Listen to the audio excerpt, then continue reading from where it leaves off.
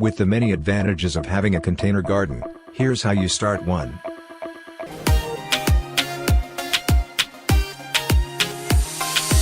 Number 1. Choosing the right containers. The containers you choose will depend on what and where you are growing. This includes options like plastic pots, hanging baskets, or recycled containers, like jars or buckets. Number 2. Location. When starting your container garden, consider placing it in the sunniest of spots, as most plants need at least 6 hours of sun daily. Number 3. Choosing plants. When choosing plants, think about what you want and can grow in containers, such as chili peppers, tomatoes, herbs, and potatoes. Number 4. Soil.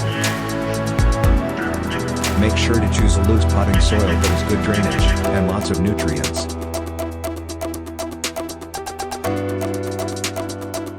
Number 5. Water.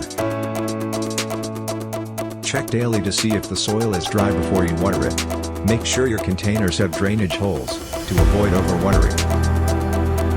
Number 6. Pests. Make sure to always check for pests and diseases regularly, such as mites, aphids, and mildew. Use organic solutions if necessary.